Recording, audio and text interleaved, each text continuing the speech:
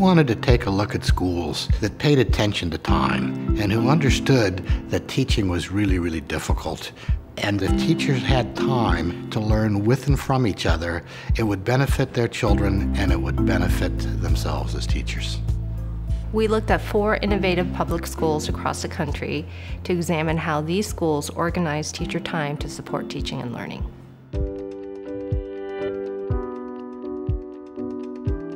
We start with how should we serve students? You have people, and you have money, and you have time. And so we've just, I think, really been intentional about allocating time to serve the needs of the school. So collaboration, it's been the critical factor for us. Teachers spend a lot of time planning, and at our best as a school, a lot of that planning time is collaborative planning. Whenever anyone else can collaborate with me, it makes the lesson that I'm delivering better. I'm able to do more innovative work. I'm able to experiment with ideas and how to deliver those ideas because I don't have to develop it on my own. You can see the collaboration time influencing teaching in a sense that English isn't just relegated to English class, that English is happening in history and English is happening in science. We're gonna jump around in time a lot within this book, and the grammar will actually help us. I have weekly, if not daily, collaboration time with my humanities partner in history. And so we're constantly going back and forth, figuring out how we tailor our units to overlap as much as possible, thematically and time-wise. We were working jointly on units about immigration. So as Dave is covering Angel Island and Ellis Island and exclusion acts, I was reading, or with my students, reading immigration narratives from across periods of time. And then that dovetailed into this project where every single junior on campus then went into the community and interviewed an immigrant to collect their personal journey. And then in English, we turned that into a piece of narrative writing using narrative technique. You're adding a certain synergy there that provides for a better, more meaningful experience, I think, for the teachers and for students, both in terms of instruction, but also for student outcomes. It's just the kind of project you couldn't pull off if you didn't have some way to share the labor between 2 collaborative partners.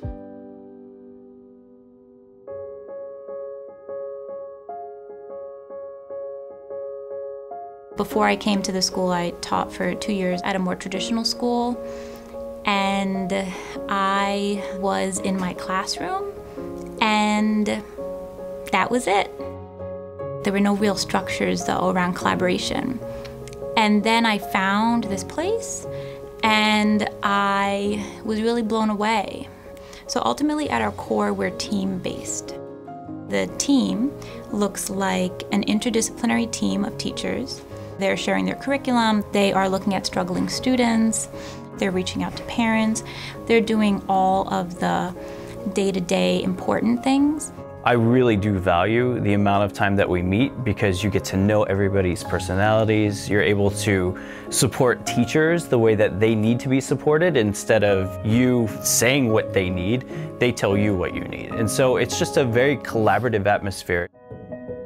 SMASH was started by a group of parents and educators who really wanted a constructivist, humanistic public school where the social-emotional curriculum would be equally valued as the academic curriculum. And everything is team-taught, multi-age. It's a combination of integrated curricular projects and then a workshop model of making sure that literacy and math skills are also explicitly addressed. Being with Sarah allows me to say, I don't have to worry about something as important as writing, something as important on my own, because I have someone who's an expert and can really support me in that way. And it gives me the freedom to really focus on things that are passions for me. So for me to have the opportunity to specialize on STEAM really helped me to be passionate every day in what I do. You learn through a community, and if you're a teacher in your classroom by yourself, not talking to anybody, you can't really learn. thing about time that works here and the way it's structured is that it's intentional and flexible and evolving.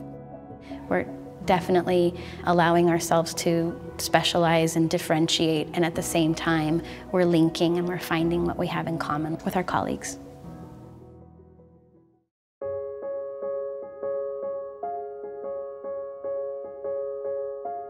Teacher collaboration is what makes a school great instead of good.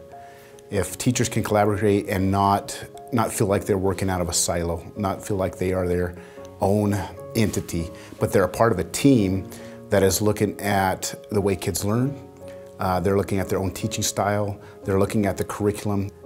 If they can do that and have those conversations, then the kids learn better and we get more growth out of the kids. You can walk into a team of teachers that are talking about their students, and there is nothing that they don't know about their kids. And that is incredible to know that all of our students on campus are taken care of in that way because we've designed this model.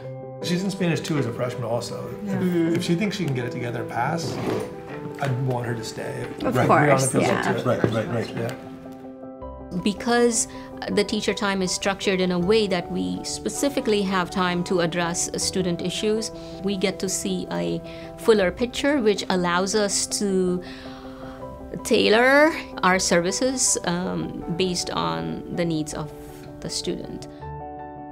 When I go to speak with a student, I'm more informed about what's happening in all of the students' classes, not just, the math or the English. It's really done comprehensively and not one at a time. During our team meetings or collaboration time, it varies from talking about case management, so which students are sort of like struggling, how do we best support them. So it can be anything from the academic to emotional to whatever's happening at home, because it is about like really getting to know and really fostering a relationship with students, especially with our population where it's already expected that the students have experienced lots of trauma, being away from families, having to cross borders, which are very real in terms of their experience. All of our students have things going on outside of school, and so a lot of that time is addressing how we can help them and implementing strategies that would get them into school if they have chronic absence problems, or interventions academically that can take place in the classroom. The woman that I work closely with, she's been teaching for over 20 years, and I believe that she's probably seen it all in regards to behaviors and behavioral management. It's fast-tracking my experience. By having time to talk with somebody, I'm gaining things that would take me 20 years to learn on my own. We live in a rural community and we don't have the funds and the people to come and do professional developments and trainings, so we rely on each other, and so asking the expert next door can really help build that process. I think the way that teachers spend time at Hillsdale is a reflection of the time that we have built into the master schedule. So it isn't just something that is written on paper, it is something that teachers take advantage of. Their collaboration time is just as important as their time with their students. Because we've got time built into our school day where it's specifically says on the master schedule, this is your collaboration period. Not only does it say we emphasize collaboration, but it also says we value the time that you have not at school to go be with your family because you're spending this time really well with us. At the beginning of each year, we kind of negotiate a schedule that will work the best for the students. It took about 6-7 years to really find a good, solid schedule. And that's just through negotiations of like where PE will be and where art will be. If you value something, it's in the master schedule. If you don't value it, but you say you're going to do it, you're never going to do it. You have to create time and space. When all these schools began the work, they had a little additional resource from a grant fund from the district. But once we were studying what they were doing, they worked under the same budget parameters with the same number of FTEs as the other schools in the district. They didn't have more FTE, they didn't have more money. They used their people and they used their time differently.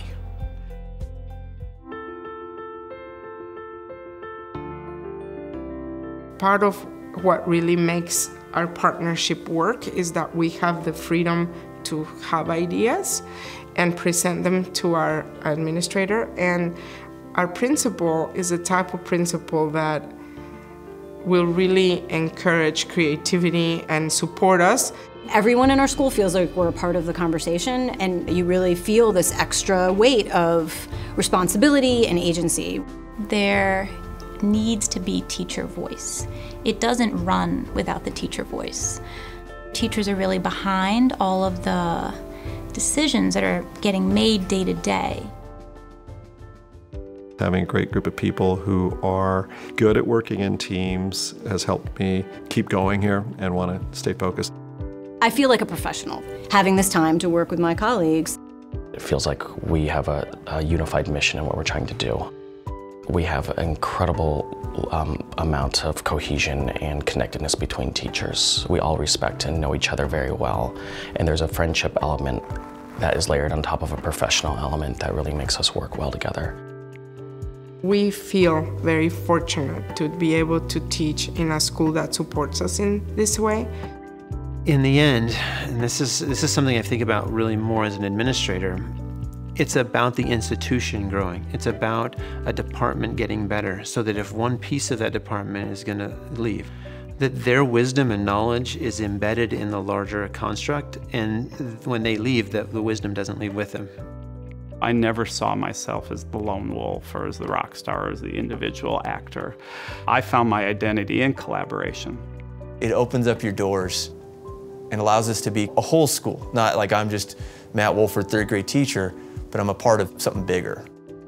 We believe that a small group of teachers responsible for a small group of students can do great things. We all deeply ascribe to social learning theory, that your most dynamic and most powerful learning happens. Yes, you have moments where you think to yourself and you write and you reflect, but when you then share those ahas with other people and then have some feedback, it doesn't matter your age, that's where the most powerful and innovative things happen. As many teachers would say, there is never enough time and teachers' work is never done. However, what we've learned from these case studies is that schools can allocate their limited resources and make key staffing and programmatic decisions to organize teachers' time and work in ways that support the ongoing learning and development of both the students that they work with and the teachers and staff who work in them.